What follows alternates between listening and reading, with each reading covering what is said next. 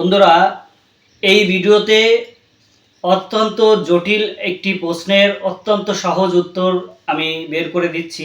বন্ধুরা, ভিডিওটি মন দিয়ে দেখুন। বহু লোকের প্রশ্ন যে যেহেতু এটা অন্নপূর্ণা ভাণ্ডার বিবাহিত মহিলাদের ক্ষেত্রে এবং 25 থেকে 60 বছরের মহিলাদের ক্ষেত্রে, তারা ম্যাক্সিমাম 25 বছর বলতে বিবাহিত মহিলা, তাদের অধিকাংশেরই ডকুমেন্টস অর্থাৎ কোনো ডকুমেন্টসই এখনও শ্বশুরবাড়িতে ট্রান্সফার হয়নি। এই ধরনের মহিলার সংখ্যা প্রচুর। সমস্ত ডকুমেন্টসই তাদের বাপের বাড়ির ঠিকানায়। সেক্ষেত্রে তারা ফর্ম ফিল আপ করতে গিয়ে তাদের প্রবলেম হচ্ছে। এই ধরনের অনেক ফোন আমি পেয়েছি এবং বিভিন্ন প্রশ্ন আমাকে করা হয়েছে হোয়াটসঅ্যাপে বিভিন্নভাবে। সেক্ষেত্রে তাদের একটাই প্রবলেম যে তারা এখন কোন ঠিকানা ফর্ম ফিল আপ করবে, অর্থাৎ কোন পরিবারের সদস্য হিসাবে ফর্ম ফিল আপ করবে, বাপের বাড়ির সদস্য হিসাবে নাকি শ্বশুর বাড়ির সদস্য হিসাবে। এর সুষ্ঠু এবং সুন্দর একটি উত্তর আপনারা সকলে দেখে নিন। যে লাস্ট পৃষ্ঠায় চলে যান আপনারা ফর্মের, এই ফর্মের মধ্যে কিন্তু এই জটিল প্রশ্নের সহজ উত্তর রয়েছে। সেটা হচ্ছে, পরিবার বলতে এমন একদল ব্যক্তিকে বোঝায় যারা সাধারণত একসঙ্গে বসবাস করেন এবং একই রান্নাঘর থেকে খাবার গ্রহণ করেন। পরিষ্কারভাবে কিন্তু ফর্মে উল্লেখ করা রয়েছে যে পরিবার বলতে কাকে বোঝায়। তাহলে আপনাকে এখানে কখনোই বলা হয়নি যে রেশন কার্ড ধরে আপনাকে পরিবার নির্ধারণ করতে হবে বা ডকুমেন্টস অনুযায়ী আপনাকে পরিবার নির্ধারণ করতে হবে। আপনারা যারা একসঙ্গে খাবার গ্রহণ করেন, এক বাড়িতে থাকেন, সেটাই হচ্ছে আপনাদের পরিবার। অর্থাৎ বিবাহিত মহিলারা অবশ্যই শ্বশুরবাড়িতে এখন থাকেন, একসঙ্গে খান, সেটাই হচ্ছে তাদের পরিবার। বাপের বাড়িতে অবশ্যই তারা বেড়াতে যান, কয়েকদিন থাকেন, সেটা আলাদা। কিন্তু তাদের এখন ঘর বলতে বা পরিবার বলতে কিন্তু শ্বশুরবাড়ি। তাই আপনারা অবশ্যই শ্বশুরবাড়ির ঠিকানায় দেবেন এবং শ্বশুরবাড়ির পরিবারের সদস্য হিসাবেই ফর্ম ফিল আপ করবেন।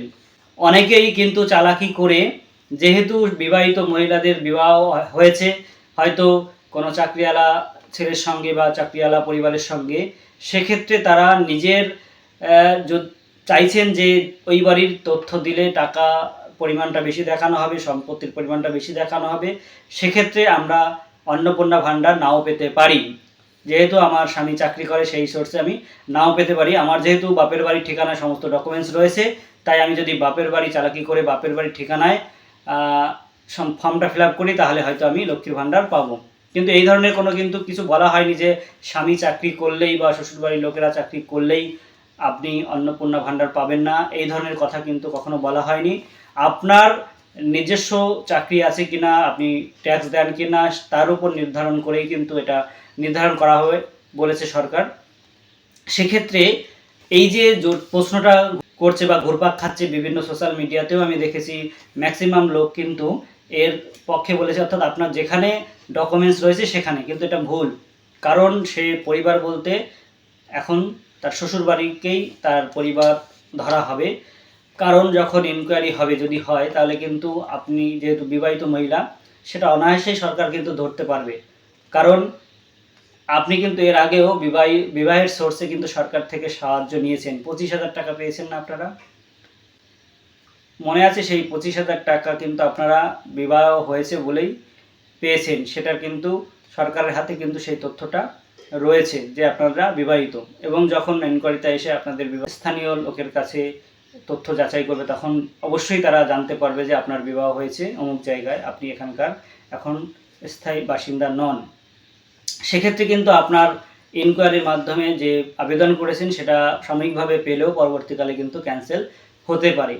তাই আমার নিজস্ব ব্যক্তিগত মতামত, আপনারা যে এখন যে বাড়িতে থাকেন, অর্থাৎ যার শ্বশুর বাড়ি, যে ঠিকানায় আপনারা একসঙ্গে থাকেন, সেখানে যে হেড, তাকেই আপনার পরিবারের প্রধান হিসেবে নির্বাচিত করবেন। যদি শ্বশুর হয় তাহলে শ্বশুর, যদি স্বামী হয় স্বামী।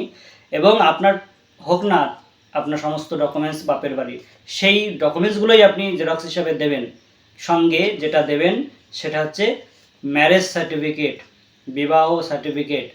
আর অনেকের প্রশ্ন যে বিবাহ সার্টিফিকেট যদি না থাকে তাহলে অবশ্যই আপনি যে বিবাহের সময় যে কার্ড, সেই কার্ড একটা দিয়ে দিন। অথবা কোনো প্রমাণ যদি আপনার কাছে থাকে যে আপনি বিবাহিত, সেই প্রমাণটা দেওয়ার চেষ্টা করুন। বা পরবর্তীকালেও যদি এনকোয়ারি হয়, তাও কিন্তু আপনি বলতে পারবেন বিবাহ সোর্সে আপনি এখানে থাকেন। সামাজিকভাবে বা স্থানীয় লোকের কাছে এনকোয়ারি করলেও কিন্তু বা স্থানীয় বিএলওর কাছে যদি ইনকোয়ারি করে তখনও কিন্তু তারা জানতে পারবে যে না ইনি এই বাড়ির বউ। ঠিক আছে, তাই আমার মতে, এবং আমি বিভিন্নভাবে তথ্য বা বিভিন্ন আধিকারিকের সঙ্গে আলোচনা করার পরে এই সিদ্ধান্তে কিন্তু এসেছি। যাই হোক, সম্পূর্ণ আমার নিজস্ব সিদ্ধান্ত। আপনারা কি বলেন সেটা আপনারা কমেন্টে জানাতে পারেন যে এটা আমি যেটা বললাম সেটা সঠিক কিনা। আমার যুক্তিটা, অনেকের কথা হচ্ছে যেহেতু রেশন কার্ডের ভিত্তিতে প্রধান নির্বাচন করতে বলা হয়েছে, এই কথা কিন্তু কোথাও বলা নেই। শুধুমাত্র পারিবারিক আইডি যদি থাকে, দেখবেন ব্র্যাকেটে লেখা রয়েছে, সেই তথ্যটা চাওয়া হয়েছে। যদি থাকে তাহলে পারিবারিক আইডি দেবেন। এখন আপনি যে পরিবারের সদস্য, সেই পরিবারের যার যে হেড, শ্বশুরমশাই হোক বা স্বামী, তার যে পারিবারিক আইডি সেটাই আপনি দেবেন।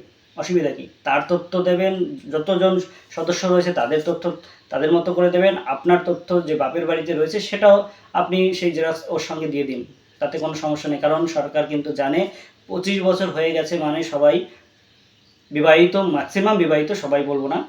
আর সেক্ষেত্রে তাদের হয়তো এখনও সমস্ত ডকুমেন্টস ট্রান্সফার হয়ে ওঠেনি, কিন্তু তারা রেজিস্ট্রি সার্টিফিকেট তাদের রয়েছে, সেই ভিত্তিতে কিন্তু এটা কখনোই কোনো সমস্যা হওয়ার কথা নয়। কিন্তু আপনি যদি চালাকি করে হোক বা কোনো বুঝতে অসুবিধা হোক, যে কোনো কারণেই যদি বাপের বাড়িটা দিয়ে করে থাকেন, তাহলে সেটা তো অন্যায় বা সেটা তো ঠিক না। এই ফর্ম অনুযায়ী, ফর্মের যে সংজ্ঞা, অর্থাৎ পরিবারের সংজ্ঞা অনুযায়ী যেটা বলছে, পরিবার আপনাকে কিন্তু রেশন কার্ড দেখে করতে বলেনি। ফর্মে যেটা বলছে, সরকার যেটা বলছে সেটা হচ্ছে আপনি একসঙ্গে যাদের সঙ্গে থাকেন, একসঙ্গে একই রান্নাঘরে থাকেন, যতজন সদস্য সেটাই আপনার পরিবার। তাই আপনি যেহেতু শ্বশুরবাড়িতে থাকেন, শ্বশুরবাড়ির লোকের সঙ্গে এক ঘরে রান্নাঘরের থেকে খাবার গ্রহণ করেন, সেটাই হচ্ছে আপনার বর্তমান পরিবার। আর বর্তমান পরিবারের তথ্যই কিন্তু চাওয়া হয়েছে।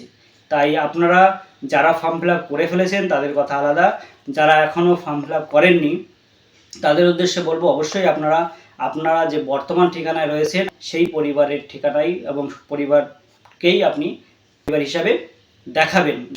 প্রশ্ন কিন্তু বহু লোকের আমি দেখেছি সোশ্যাল মিডিয়াতেও।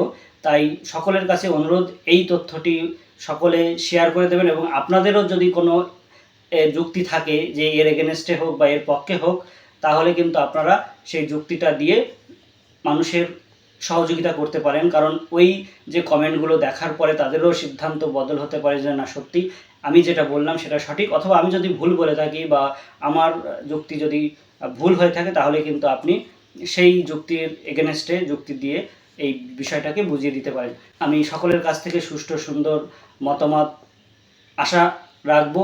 ধন্যবাদ সকলকে। ভিডিওটি শেয়ার করার মাধ্যমে সকলকে জানিয়ে দিন, যাতে সকলে সঠিক তথ্যটি দিয়ে ফর্ম ফিল আপ করতে পারেন এবং বেশিরভাগ মানুষ এই সুবিধাটা পেতে পারে। ধন্যবাদ সকলকে।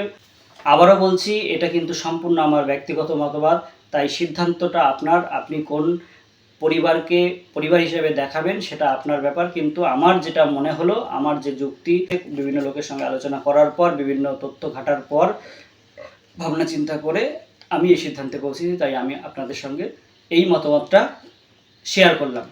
ধন্যবাদ সকলকে।